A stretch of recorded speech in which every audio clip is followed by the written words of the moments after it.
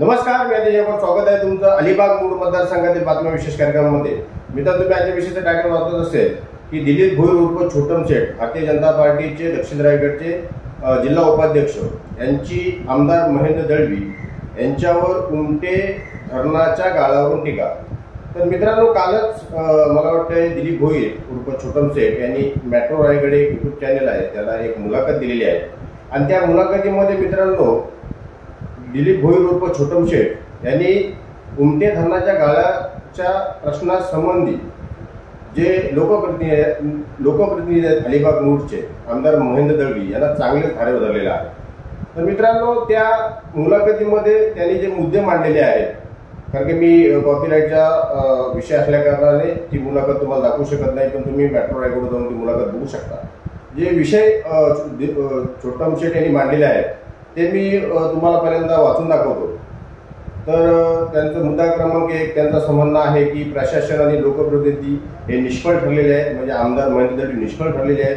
141 कोटी गाळ काढण्यासाठी मंजूर आहेत असं आमदार महेंद्र दळवी यांनी ज्यावेळेला उमटे धरण संघर्ष ग्रुप हा स्थापन झाला त्यांनी वेगवेगळ्या प्रकारे प्रत्येक गावामध्ये बैठका घेतल्या आणि त्या बैठका घेतल्यानंतर ह्या ग्रुपने जिल्हाधिकारी तहसीलदारांची भेट घेतली. त्याच्यानंतर महेंद्र दळवी यांनी जिल्हाधिकाऱ्यांची भेट घेतली आणि गाळाच्या संदर्भात तिथं विषय मांडला. त्यावेळेला त्यांनी आमदार महेंद्र दळवी यांनी ह्या कामासाठी 141 कोटी मंजूर आहेत तर त्यावेळी सांगितलेलं होतं. त्यानंतर कंपन्यांचा CSR फंड घेऊन गाळ काढणार. तर मित्रांनो, 141 कोटी मंजूर असताना पण कंपन्यांचा CSR फंड घेऊन गाळ काढण्याची वेळ का आलेली आहे हा एक सुद्धा मुद्दा उपस्थित केलेला आहे. आचारसंहितेचा मुद्दा दाखवून जनतेची दिशाभूल होते का? मित्रांनो, सध्या देशामध्ये लोकसभेच्या निवडणुका आहेत आणि 4 ते 6 दरम्यान संपूर्ण देशामध्ये आचारसंहिता आहे आणि आचारसंहितेमध्ये अशा पद्धतीची कामं ही होत नाही. हा मुद्दा दाखवून आमदार महेंद्र दळवी जनतेची दिशाभूल करत नाही आहेत का, हा एक मुद्दा त्यांनी उपस्थित केलेला आहे. 141 कोटी मंजूर असतील आणि लोकप्रतिनिधी म्हणून तुम्ही काय करत असाल? 17 मे रोजी तारीख येणं गरजेचं होतं का, हाही प्रश्न त्यांनी जनतेसमोर मांडला. बरोबर आहे मित्रांनो, 141 कोटी ह्या कामासाठी मंजूर असताना आज जवळजवळ आमदार महेंद्र दळवी यांच्या कार्यकाल संपूर्ण 5 वर्ष संपत आलेला आहे आणि शेवटचं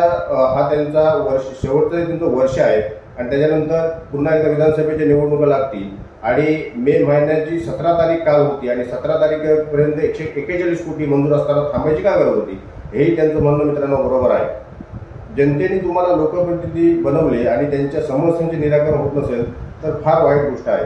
मित्रांनो, ही सुद्धा एकदम त्यांनी चांगला मुद्दा उपस्थित केलेला आहे की जनतेने तुम्हाला लोकप्रतिनिधी बनवल्यानंतर अलिबाग रोड रस्ता तुम्ही स्वतः तुमच्या मॅनिफेस्टोमध्ये अलिबाग रोड रस्ता, उमटे धरण आणि बाकीची विकास कामं यांचा मॅनिफेस्टो 2019 मध्ये जाहीर केलेला होता. त्याच्यामध्ये पण ही कामं होती, परंतु 5 वर्षाचा कार्यकाळ झाला तरी पण कामंही झाले नाही.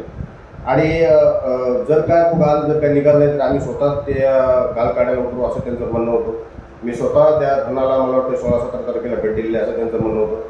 7 जूनला पावसाला सुरुवात होते आणि 7 जूनला मित्रांनो पावसाला सुरुवात झाल्यानंतर आता मी म्हटल्याप्रमाणे की वेळ गाळ काढण्यासाठी फार कमी राहिलेला आहे. ज्यावेळेला 5 वर्षापूर्वीपासून हा पाण्याचा त्रास होता त्यावेळेला हा प्रयोग करायला पाहिजे होता. डिसेंबर महिन्यापासून 1-2 दिवस पाणी टंचाई, 1-2 दिवस पाणी आड येईल अशा पद्धतीने रायगड जिल्हा प्रशासनाने अगोदरच सर्व ग्रामपंचायतीला पत्र दिलेलं होतं. जानेवारी ते फेब्रुवारीला सुरू व्हायला पाहिजे होतं. 141 कोटी मंजूर असताना 141 कोटी जर काय उमटे धरणाचा गाळ काढण्यासाठी जर मंजूर होते तर जानेवारी ते फेब्रुवारीमध्येच काम चालू व्हायला पाहिजे होतं, पण तसं काही झालं नाही. 10 महिने झाले बीजेपीमध्ये येऊन. छोटम शेठ यांचं म्हणणं आहे की मी सध्या बीजेपीमध्ये 10 महिने झालेले देऊन आणि आम्ही स्वतः युतीमध्ये आहोत, त्याच्यामुळे जे कोणी लोकप्रतिनिधी आहेत त्यांनी ह्याच्याकडे गोष्टीकडे लक्ष द्यायला पाहिजे होतं. अशा पद्धतीने मित्रांनो छोटम शेठ यांनी हे जे काही उमटे धरणाचा गाळाचा प्रश्न सध्या ऐरणीवर पेटलेला आहे, संपूर्ण जनता पेटून उठलेली आहे आणि संपूर्ण जनता पेटून उठल्यानंतर आमदारांना जाग आली काय असं त्यांच्या एकंदरीत मुलाखतून मित्रांनो दिसत आहे.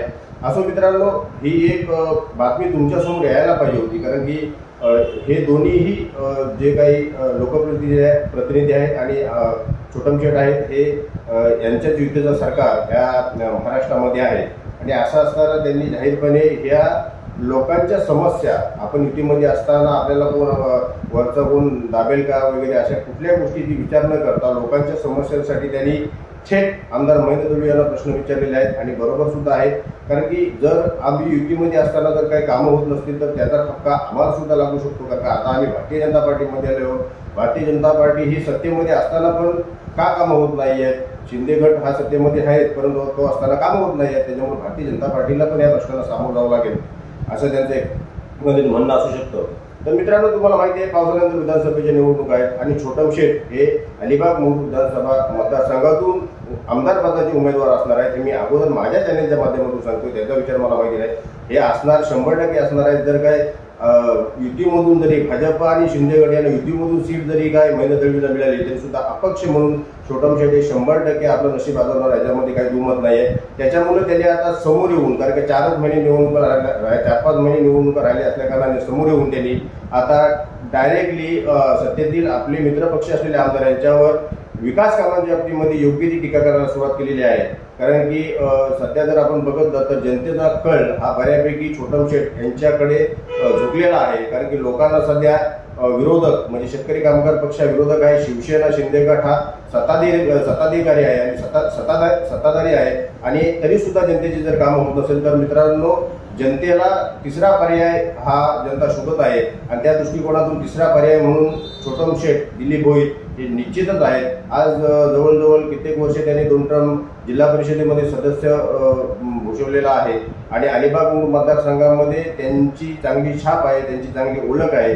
कुठल्याही सार्वजनिक कुठल्याही सांस्कृतिक कार्यक्रमाला दिलीप भोईर उर्फ छोटम शेठ याला ते गाव अवश्य तिथं बोलवतं आणि तशा पद्धतीने तिथे येऊन संबंधित जे कार्यक्रम असतात त्याला नक्कीच 20-25 हजाराची देणगी ही त्यांची ठरलेली असते. आणि मित्रांनो, कालच मला वाटतंय 15 तारखेच्या अगोदरच माझ्या स्वतःच्या गावामध्ये दिलीप भोईर उर्फ छोटम शेठ आलेले होते. उमटे गावामध्ये गावठाण म्हणून एक वाडी आहे आणि ते जे भाग असतात गावाचे त्याच्यामध्ये छोटम शेठ यांनी त्या कार्यक्रमानिमित्त त्या ग्रामस्थांनी त्यांना एक आमंत्रण दिलेलं होतं. त्यांची पूजा होती आणि त्यांचं मित्रांनो मंदिर नाही आहे. त्या मंदिराचा प्रश्न ज्यावेळेला उपस्थित झाला त्यावेळी छोटम शेठ यांनी स्वतः सांगितलं की मी या मंदिराला 22-23 तारखेला आपण नारळ फोडून 22-23 तारखेला आपण नारळ फोडून ह्या कामाला 5 लाख रुपये देऊन मी स्वतः ह्या मंदिराची सुरुवात करून संपूर्ण मंदिर हे पुनर्स्थित नेईल असं त्यांनी माझ्या स्वतःच्या उमट्यामधील गावठाणीत सांगितलेलं आहे. अशा पद्धतीने मित्रांनो, समोर ज्या निवडणुका समोर आहेत विधानसभेच्या, त्या विधानसभेच्या निवडणुकीच्या आपण आमदार पदाचे उमेदवार आहोत हे ठरवूनच छोटम शेठ अशा पद्धतीने कामाला लागलेले आहेत. मित्रांनो, निवडणुका होतील, छोटम शेठ कशा पद्धतीने निवडणुकीला सामोरे जातील हे फार महत्त्वाची गोष्ट आहे. परंतु उरणचा पॅटर्न कदाचित अलिबाग मतदारसंघामध्ये मित्रांनो होऊ शकतो. कारण की जनता आता कंटाळलेली आहे. वारंवार आपण शेतकरी कामगार पक्षाला शिवाय देतो, आपण सत्ता परिवर्तन करून दुसऱ्या शिवसेनेच्या आमदाराला निवडून देतो, नंतर तो शिंदे गटामध्ये जातो. तरी सुद्धा मित्रांनो, जनतेची जी कामं आहेत, विकास कामे, लाईट, रस्ता, पाणी ही अजूनपर्यंत मित्रांनो होताना दिसत नाहीये. त्याच्यामुळे निश्चितच जनता फार कंटाळलेली आहे आणि हा एक छोटम शेठ यांचा जो चेहरा आहे तुम्ही पाहिलं तर कुठल्याही गावामध्ये जर तुम्ही गेलात तर त्यांना तेथील विरोधक सत्ताधारी बाजूला सोडून त्यांना भेटायला येतात, तिथं गर्दी जमा होते. मित्रांनो, अशा पद्धतीने हा एक सर्वसामान्यांमध्ये मिसळलेला नेता आहे आणि या नेत्याला येणाऱ्या कार्यक्रमामध्ये कदाचित जनता माझ्या मते ही निवडून पण देऊ शकते. एकंदरीत असंच मित्रांनो गणित आहे. याच्यामध्ये मला जास्त काही सांगायची गरज नाही आहे. फक्त उमटे धरण हा महत्त्वाचा विषय माझ्यासाठी सुद्धा आहे. कारण की उमटे धरणातून पाणी मी सुद्धा पितो. अतिशय खराब पाणी असतं की त्याच्यामध्ये जर तुम्ही चेक केलं तर तो पाणी पिण्यायोग्य आहे की नाही हे तुम्हाला स्वतः समजेल. अतिशय खराब पाणी, दुर्गंधयुक्त पाण्याचा पित असताना वास येतो तरी सुद्धा आम्हाला मित्रांनो ते पाणी प्यायला लागतं. म्हणून हा जो काही उमटे धरणाचा गालाचा प्रश्न आहे, या गाल्याच्या प्रश्नाचा 2 दिवस 3 दिवस पाणी आड आल्यानंतर मी सुद्धा बाधित आहे. ग्रामस्थ, महिला वगैरे शिव्या देत असतात ह्या लोकप्रतिनिधीला की कशा पद्धतीने इथं आम्हाला 2-3 दिवस आड पाणी करून येते. असं असताना सुद्धा मित्रांनो लोक आवाज उठवतात. ही 40 गावं लोक पाणी पित आहेत. डिसेंबर महिन्यामध्ये प्रशासनाने नोटीस काढलेली आहे. ह्याचा अर्थ 40 गावं ही पाणी टंचाईची गाव आहेत हे त्यांना चांगल्या पद्धतीने माहिती आहे. तरी सुद्धा टँकरने पाणी पुरवठा देऊन संबंधित जे काही इथले जनता आहे या अवलंबून असणाऱ्या उमटे धरणावर त्यांची तरी कुठेतरी सोय होईल, पण तसे सुद्धा हे लोक काय करताना दिसत नाही. फक्त आणि फक्त भूल थापा द्यायची हीच एकंदरीत मित्रांनो या अलिबाग मुरुड मतदारसंघाची सध्या परंपरा झालेली आहे. मला याच्यामध्ये जास्त काही सांगायचं नाही आहे. छोटम शेठ हे आमदारकीच्या तयारी लागलेले आहेत आणि ते तुमच्या आमदारकीचे उमेदवार असणारच. तुम्हाला याच्यामधून काय वाटते हे मला कमेंटच्या माध्यमातून सांगा मित्रांनो. इथेच थांबतो. जर का मला लाईक करा, शेअर करा, सबस्क्राईब करा. धन्यवाद.